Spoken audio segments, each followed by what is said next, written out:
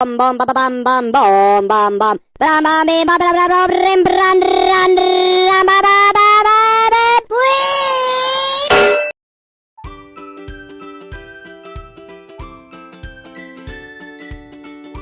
Aduh, pusing banget aku. Besok ada ulangan biofisika. Aku nggak paham materinya.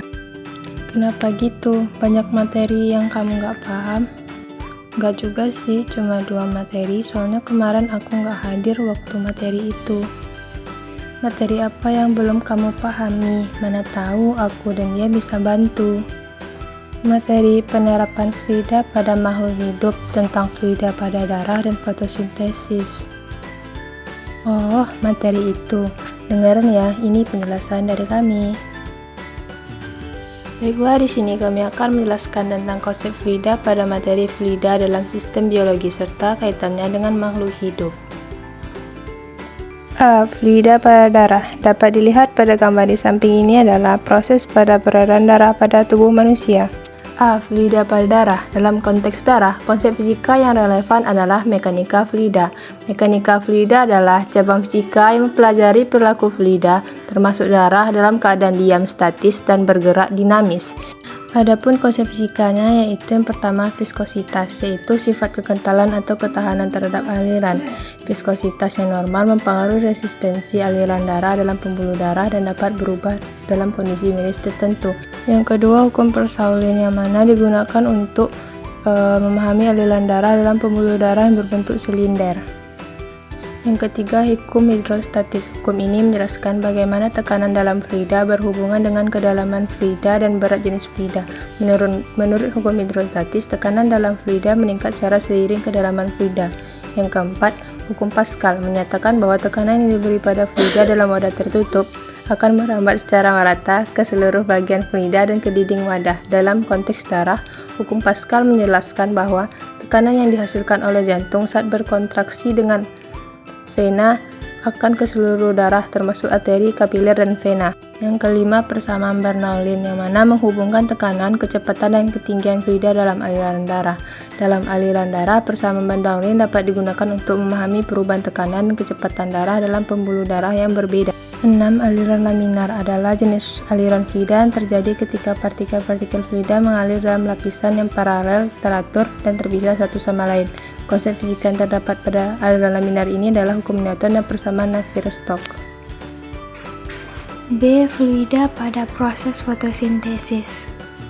Video kali ini kita akan belajar tentang proses fotosintesis pada tumbuhan. Tumbuhan tidak dapat makan seperti yang manusia lakukan. Contohnya, makan bakso, soto, ataupun pizza yang kalian sukai. Tumbuhan memiliki sistem pencernaan yang berbeda dengan manusia ataupun hewan yang memiliki mulut, lambung, atau sistem pencernaan yang lain. Tumbuhan dapat membuat makanannya sendiri dengan bantuan energi matahari. Lalu, apa saja bahan-bahan yang diperlukan tumbuhan untuk memasak makanannya? Tumbuhan memasak makanannya sendiri dengan menggunakan air, karbon dioksida, dan energi cahaya matahari. Akar pada tumbuhan yang berfungsi menyerap air dan mineral dari dalam tanah diangkut melalui batang hingga sampai ke daun. Pada daun inilah terjadi proses memasak makanan. Kemudian ada karbon dioksida. Karbon dioksida menjadi salah satu bahan yang penting dalam pembuatan makanan. Karbon dioksida banyak dikeluarkan oleh manusia dan hewan yang kemudian diserap oleh daun melalui pori-pori. Pori-pori kecil yang ada di daun inilah yang disebut dengan stomata. Stomata ini terletak pada bawah daun. Di dalam daun juga terdapat zat hijau daun atau yang disebut dengan klorofil. Klorofil ini berfungsi untuk menangkap sinar matahari, kemudian menggunakannya untuk mengubah air dan karbon dioksida menjadi zat gula dan oksigen. Inilah yang disebut dengan proses fotosintesis. Hasil dari proses fotosintesis ini adalah zat gula dan oksigen. Zat gula digunakan oleh tumbuhan untuk memenuhi kebutuhan makanan pada tumbuhan. Lalu, oksigen akan disebarkan ke udara bebas melalui stomata, dan udara tersebutlah yang biasa kita hirup setiap waktu. Pada fotosintesis, konsep fluida yang penting adalah pergerakan air dan nutrisi melalui jaringan tumbuhan. Pada tahap reaksi terang, cahaya matahari diserap oleh klorofil. Hasil dari reaksi ini yaitu oksigen dan hidrogen. Pada tahap reaksi gelap, hidrogen digunakan untuk mengubah karbon dioksida menjadi glukosa. Proses ini terjadi dalam serum makroroplas.